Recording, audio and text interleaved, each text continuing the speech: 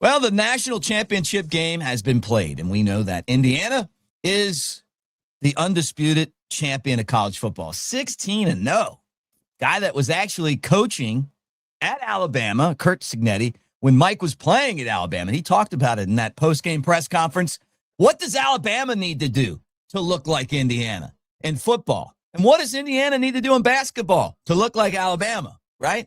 It's a question we could ask. I think it's a fair question. We're going to get into that and more. Show's brought to you by Pearl River Resort, Philadelphia, Mississippi, the Azaleas, the Oaks, two amazing golf courses at Dancing Rabbit. Right there, an hour and a half from Tuscaloosa, 2 and change from Birmingham. I know it's cold, but you got the Timeout Sports Lounge. You got slot machines. You got table games. You got it all. Concerts. All right, let's go.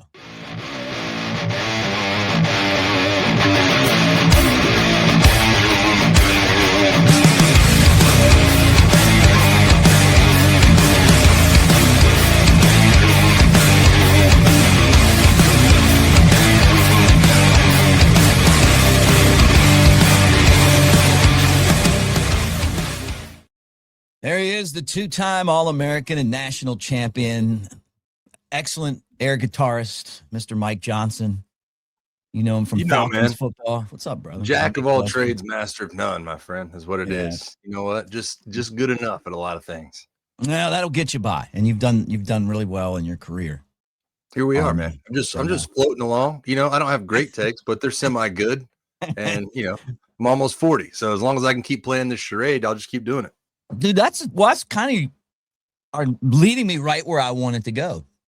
Curt Cignetti coaches on the staff that you were at Alabama. He talks about it. He came with Nick Saban.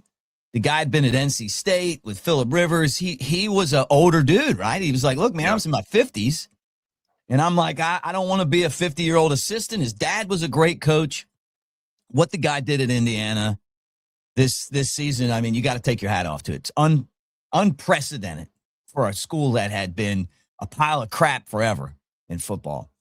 But he talks a lot about that 2007 season being around Coach Saban. You were there for that. You guys didn't look at Curt Cignetti and think, hey, this guy's going to be the future of college football. No, we didn't. As a matter of fact, I thought it was one of the oddest position coach matchups that I've ever seen. I mean, you got to think, you know, Mick, wide receiver coaches are just different.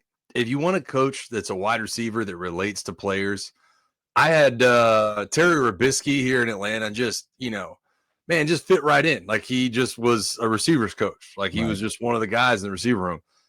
Curt Cignetti was not that guy. Like he was not even close to being that guy. He was awkward. I mean, can you even imagine? I mean, just a conversation.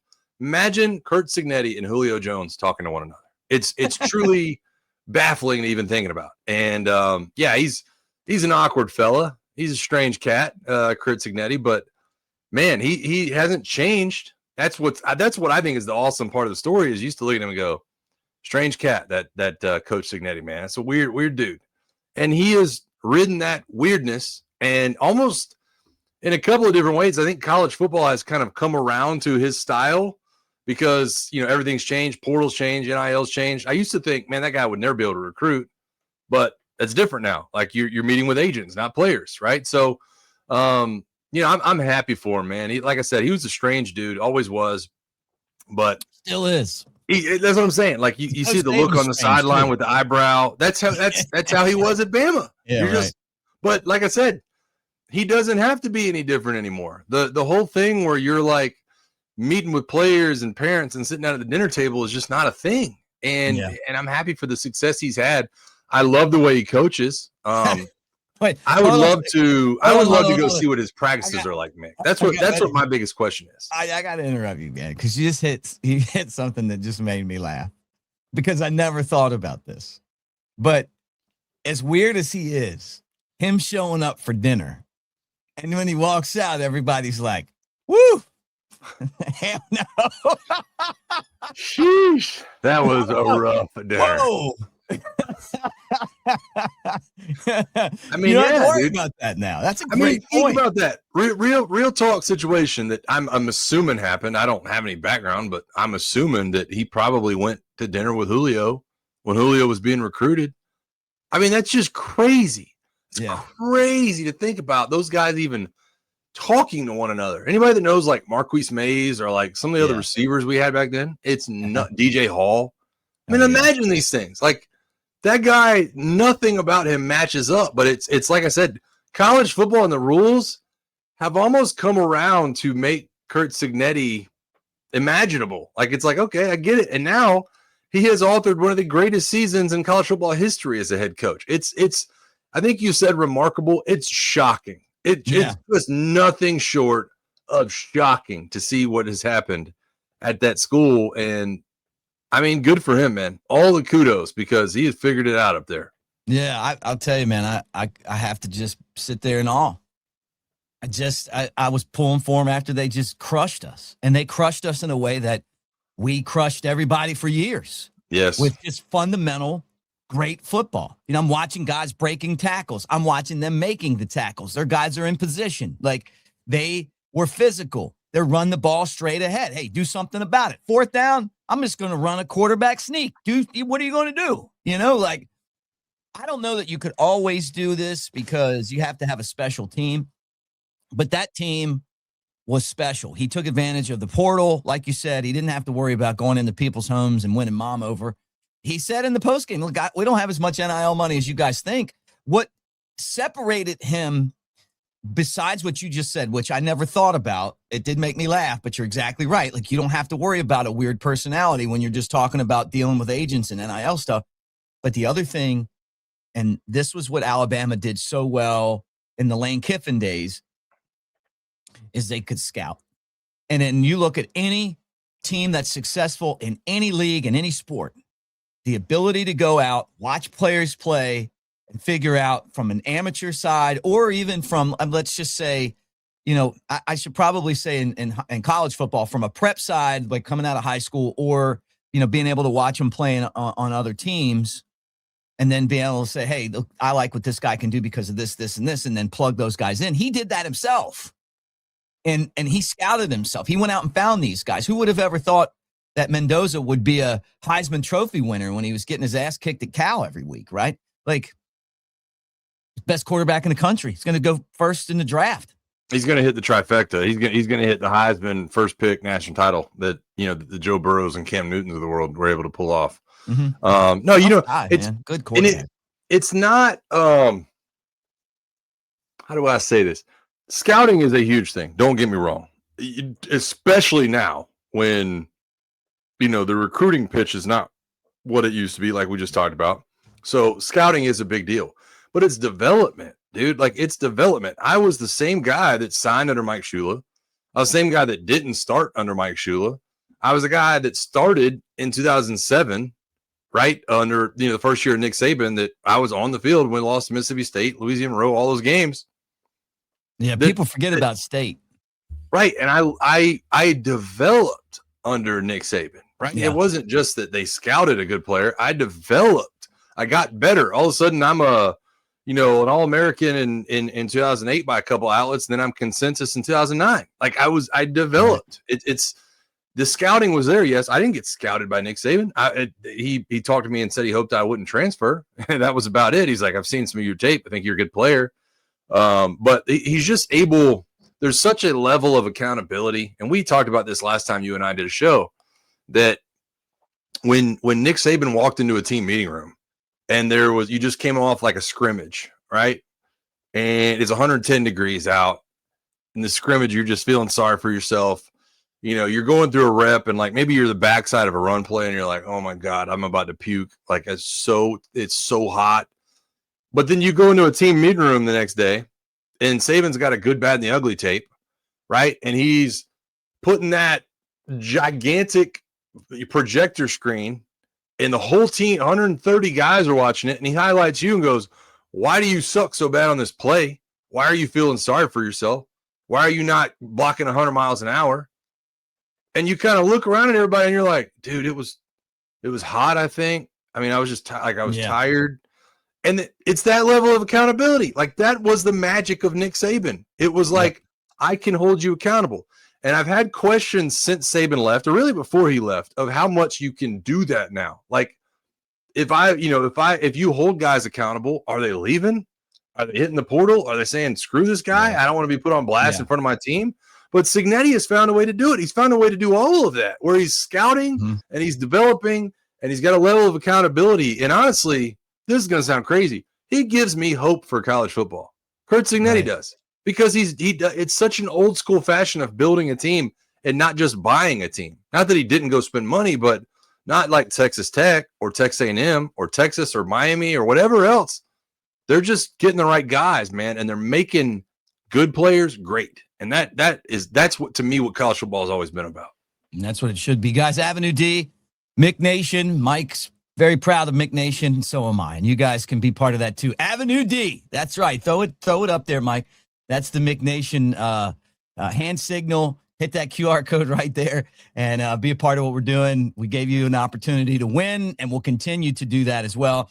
They hooked us up with B-Dratty. I got my B-Dratty hoodie on right now. Coker said that B-Dratty is now his go-to after they sent us this giant box of swag. But these clothes are so soft and comfortable. It's a little bit chilly out there right now. So I got but not in the studio, but outside of the studio walls, as you guys know. But it's really great stuff. It's that Peruvian Pima cotton, which is the softest cotton that's on the face of the planet, right? Bama Tailgate 30 gets you 30% off. So when you get out there on the links this year, when you go to Augusta like Mike did last year and you want to look good, B-Dratty will cover you on that. Are you going to Augusta this year, my friend? I didn't win the lottery, man. I didn't win the lotto. Like I said, I won a couple of years in a row. We won the lottery. You can only register one address. So my wife actually technically won the lottery. And then our friends that we took with us won the lottery, but neither one of us did this past year. So unfortunate, man. But nonetheless, I've been twice, which is more than a lot of people, and hopefully I get to go back again. Yeah, with those connects that you have, you don't need to win the lottery. You just wink at the right person. So let me ask you this: as far as like what we saw Indiana do and Kurt Cignetti, Alabama was in the playoff this year. They ended up the regular season as the number 1 seed in the SEC. It's not the same SEC that it was a few years ago. I think part of that is that the transfer portal is killing the SEC teams because you're getting the bulk of your depth players sucked out, right? And for Alabama, they lost some guys that you just can't lose on the defensive side of the ball with Quay Russo and James Smith leaving, right? Awful. Going to Ohio State. Like, those are killers, man. Isaiah Horton. So with that said, I think they closed in on some guys. But I'm going back to just what it's going to take for Alabama, not just to make the playoff, but to win. What could KALEN DeBoer glean from what we just saw Indiana do? Ooh, that's a tough question, man. You hit me over the head with that one. What can KALEN DeBoer take with India? First of all, the style of play in the run game is just straight up toughness, I think. I mean, you can't tell me that they've got more talent along the offensive line than Alabama has, or the defensive line. I think a lot of it is want to, and I think a lot of it is toughness. I don't think toughness is just Saturday, man. Toughness is showing up in the middle of the day in June, right? You have to have the toughness to be able to do that all the way through the calendar year. So I don't know, man. It's tough to say because like each coach is different and each coach has their own style. And I say talent in the run game or talent in the offensive line, and then we're like a pass first offense. So it's like the offensive lineman got to be great at pass protecting in KALEN DeBoer's offense, right? Or, the defense has had different tasks, any given day. So it's tough, man. I just think that every coach kind of has their own style, and, KALEN DeBoer has got to find a way to get our guys that fit his style to play a tougher brand of football. I don't know that watching Kurt Cignetti on film or anything can do that, but I just think the understanding of it needing to be done is kind of the next level, and hopefully KALEN DeBoer's tenure at Bama. I think it's you don't lose by 35 and think that you can just keep everything status quo. That just doesn't happen. So hopefully he is able to make some of those changes. This was the first year where I really felt like Alabama was just killed in the portal. I felt like KALEN DeBoer did a really good job of keeping guys around. That didn't happen this year, and I don't know if it's financial. I don't know if it was just the way that the season went, but it's the nature of the beast on one hand. But man, I mean, the problem is though, Mick, and this is one of the things I was pointing to a minute ago when I said Curt Cignetti kind of gives me hope for college football. Do we really know? I mean, I guess we kind of know, and you kind of look at talent, but I think every Bama fan to a man would have looked at the way that we lost to Indiana and said, these guys don't have any heart, or these guys don't have any toughness. And if KALEN DeBoer was going to say, and I don't know this, man, you'd know better than me, but if KALEN DeBoer was going to sell me on what happened in the portal with Bama this year and say, man, we went with guys that had heart, I would buy it. I'd buy that 100%. I'd go, yeah, man. Like, you needed an infusion of heart and toughness into that locker room because of what happened a couple of times this year that was just inexcusable. So I guess that's the part I'm going to cling on to. It's the whole thing when when your signing class in college football falls outside the top 20, those guys are going, hey, yeah, we didn't get a great class, but we got the right guys for us. Like that's what I'm going to cling on to right now, because I don't think there's any other way to look at it. I think you have to kind of do that. And truthfully, we don't know. But man, hopefully something turns out in a good way. Because some of the names that were leaving, and I mentioned this to you over a year ago. I said, man, we're really going to find out about KALEN DeBoer in the transfer portal. And then you go through the first transfer portal window last year, and you're like, yeah, he did pretty good. Got a lot of defensive guys coming back. Seems like they made it work. And this year, I'm like, man, like how am I going to spend this? Like, how is this supposed to make me feel better? Because you look around at the landscape, Bama seems to be slipping. LSU is going to be good with some of the players they've got in. Georgia is freaking loaded next year, loaded. And then, the same teams that spend money every year will do it again. Texas A&M, Texas Tech, Miami, Ohio State, Oregon, all those other teams are going to be in the way too. And now you got to play all those squads if you're going to make a run at it. Man, well, I hope that we get it figured out. Guys, want to tell you, use our promo code Bama Tailgate and pick up some of those great Daniel Moore prints. Pimp out your man cave. We've done that. See some of the great prints behind me.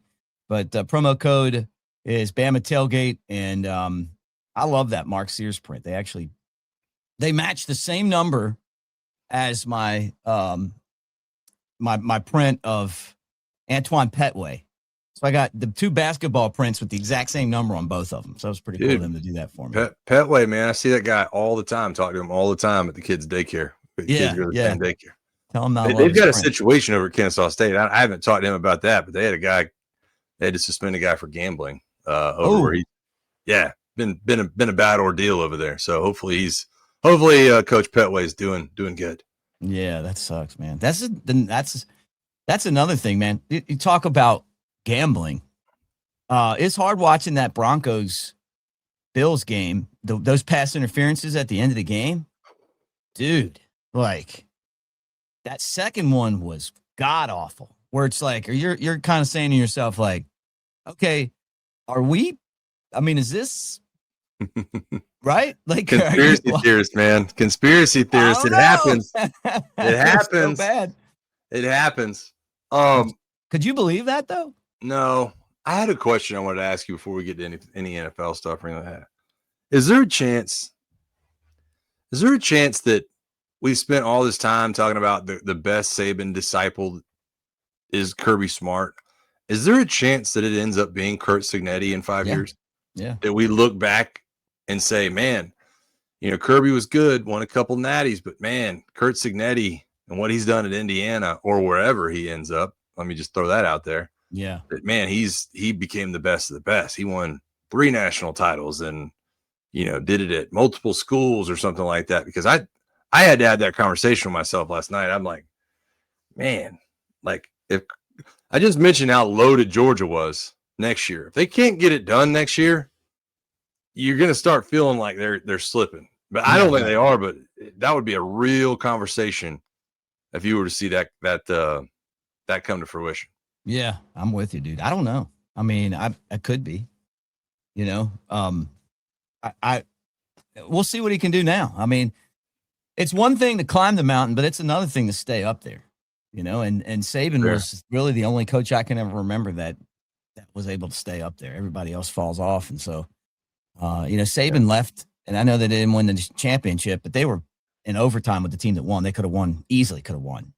I think if Jalen Milroe was a little bit better of a quarterback, they'd have won the championship.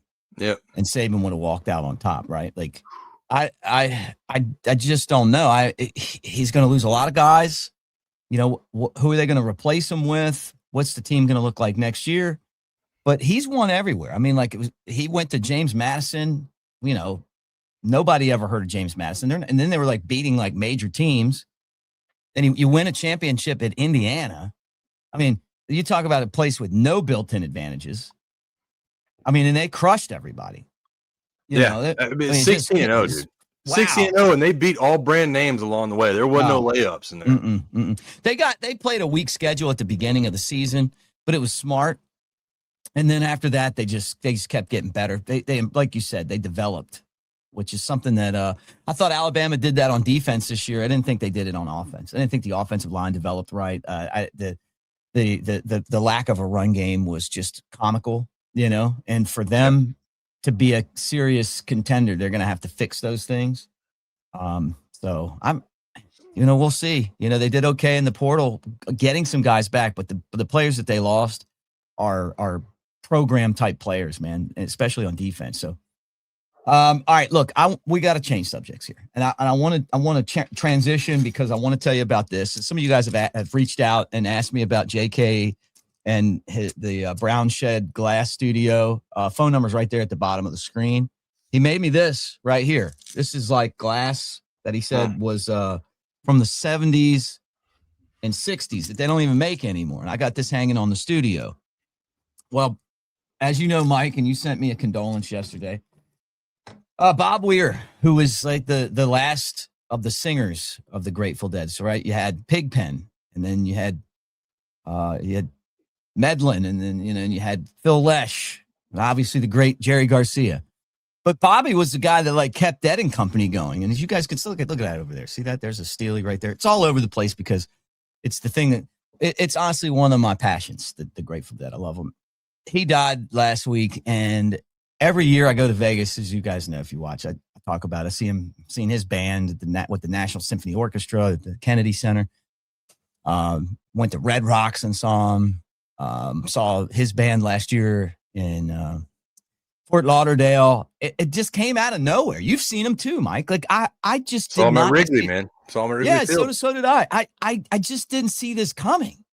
And then it's like the reality of, it's not just the music, it's the atmosphere, it's the party, it's the camaraderie, there's so much to it. I guess it's gone now.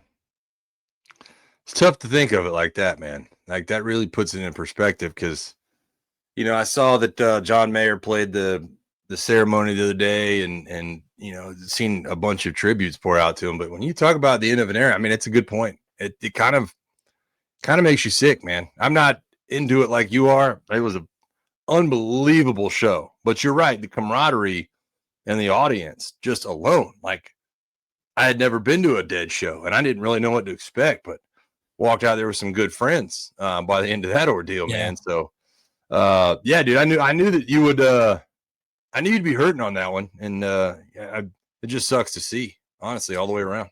I didn't have like the last time I went was fun, right? I went to 3 shows at the Sphere, but the time I went before was like amazing. And then this last time I had a bunch of other stuff going on, and it was like it was cool, but it wasn't. And I thought, well, next time I'm going to make sure that and that's it.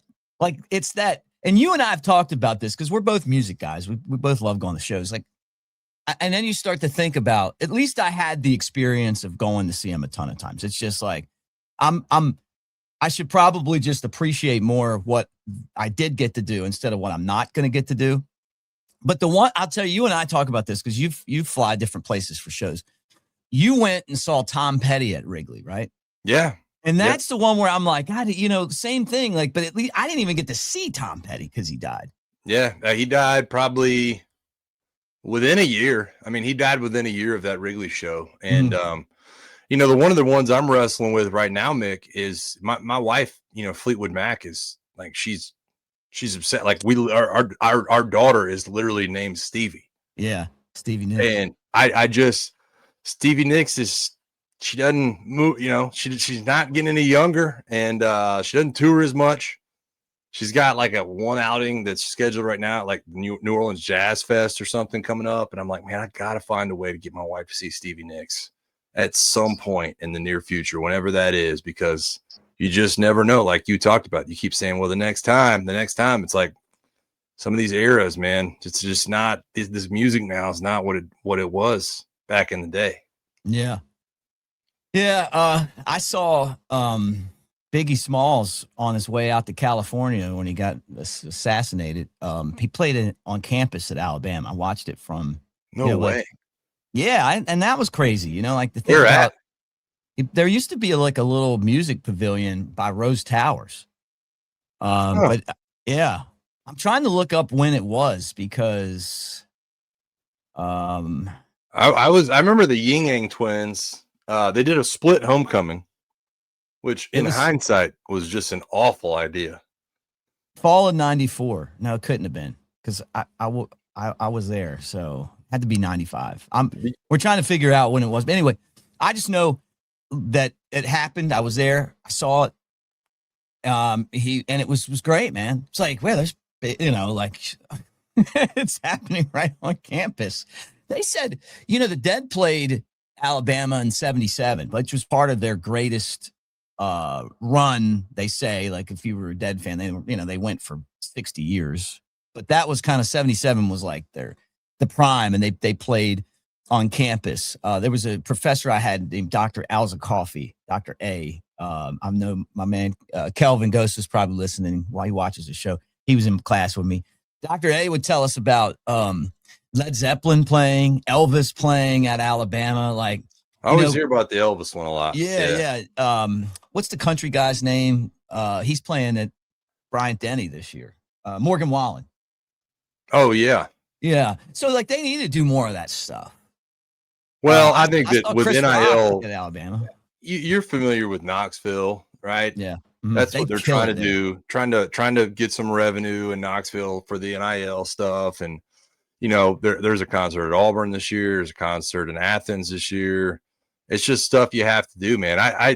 That's what when you brought up Biggie Smalls, I thought about, I don't remember what year it was, maybe 2007 or 2006. They did a split homecoming concert. And it's in hindsight, it's the worst idea I can possibly think of. But you had, certain people that wanted hip hop acts, and you had certain people that wanted country acts. And It was like nobody was on the same page. So they were just like, hey, we're just going to do two different shows. We're going to put Daughtry in Coleman Coliseum, and we're going to put the Ying Yang twins out in the quad, and we'll just split them up. Yeah. And I'm like, that was what on God's green earth were y'all thinking of trying to do that? Like, you just, just 1 year have one and 1 year have the other. We don't have to make everybody happy, but yeah, I don't think that ended up in a great way. It's kind of crazy.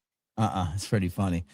All right. Kelsey.com, Bama Tailgates, the promo code $10 when you sign up with the code and trade $100. All right, Mike, who's going to win the Super Bowl this year? Oh, New England. Maybe. It's just a crazy. It's been a really good playoffs. It really has. CJ Stroud just absolutely folded up shop. I mean, that guy. I don't know if anybody has done more damage to themselves in one game.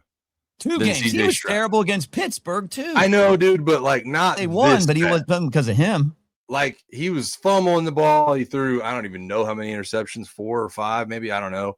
And then he has the one pass he throws where he tears the guy's ACL. Like, I mean, oh God, I know. Yeah. It's just awful. I mean, it's just awful. And like to the point I've seen I saw 2 mocks today, 2 mock drafts that had the Texans drafting quarterbacks. And I was like, dude, Troy Aikman said on the broadcast that they have some tough decisions, and he started talking about quarterbacks. I was like, oh, God. Dan Orlovsky came out and said the Texans win this game with 31 other quarterbacks. Yeah. 32 teams. He's like, if they had anybody else as starting quarterback, they probably win this game. You played with D'Amico, didn't you? Yeah, I played with D'Amico at Bama, man. And he's always been that guy. Like this, and look, we're going to have to get into the Falcon stuff, but one of the conversations I've had recently about head coaches is like, I really want an offensive head coach in Atlanta, because when offensive coordinators leave, it's really hard to replace them. Mm-hmm. You know, if one of them gets hired on to be a head coach, it's just impossible. And D'Amico being a defensive guy, they've got to get CJ Stroud figured out, man. Like they just have to. And, you know, he is as good as it gets as a head coach, but if you don't find another coordinator that will stick around with you for a while, CJ Stroud, man, that's as bad as it gets. And then you throw the Bo Nix news on top of that. Yeah. It was nuts. So that's why I say the Patriots, man, because the Patriots have a pretty, you know, they're going to be favored by a touchdown this weekend. And then, you know, they're going to get there. Right. I see what you're saying. Yeah. You're like, whittle it down a little bit. Right. Like, you know, the Broncos aren't going to win with Stidham. So your chances are of the 4 teams, you got to get one to the Super Bowl to win. Right. I like where you're going with that, Mike. The Rams and Seahawks is going to be a bloodbath. I watched both those teams in person this year at Mercedes-Benz. Seahawks are very good. And somehow the Falcons beat the Rams. But yeah, man, New England's going to get there. So we'll see. Very interesting. Very interesting. Well, you guys check out Kelshi. We use it all the time. It's fun. And Mike, always great to hang out with you. We'll keep going during the off season. You guys want it? You got it. You got it. How many of you guys noticed that I've been changing hats every time I put Mike on the screen by himself? I wanted to do that. That's the kind I thought I noticed it, but I had a moment of panic. That's why I turned mine around. I was like, man, what kind of hat's he wearing now? I started the show like this for 20 minutes, and then I was like, I guess I need to turn my hat around. And what's going on here? What's going on? Hey, we're brought to you by Pearl River Resort, Philadelphia, Mississippi. Go over there and check out the concert scene. They've had a bunch of great shows. They got some more coming. Also, the slot games are as good as you're going to get anywhere unless you're going to Vegas. You got the sports book, Vegas-style sports book, legal gambling, all of that stuff at the Timeout Sports Lounge. It's fun. 20 big screen TVs, full-size bar. You got like all the games are on in there. It's an awesome place. The atmosphere is awesome. They had the Ole Miss playoff game in there this year, and it was wild, man. It was so much fun. I watched Deontay Wilder, Tyson Fury the first time in there. It was fantastic. So it's a fun place to watch games too. Was that where he had the heavy robe, or was that the second one? I can't remember. That was the second one. The first one's where he should have won, and Tyson Fury just kind of hung in there, and it was a draw, and then he lost to Fury twice. So yeah. All right, Mike. Good to see you, brother. Yeah, good to see you too, buddy. Roll Tide. Keep your head up. So, Jake, let's break down some game tape. Hold on, fellas. Steve. Hey, Jake. You ready to rock? Let's roll, brother. Guess we're calling plays at Pearl River Resort. Wow, Jake's first throw scores. And Steve's got the crowd pumped. Man, they're absolutely rolling. 'Cause I don't have to be me till Monday, Friday, Saturday, Sunday. I ain't gonna face reality. I tell you, Jake's still got game.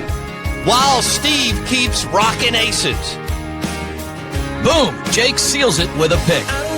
Come call your own plays At Pearl River Resort. Let's roll.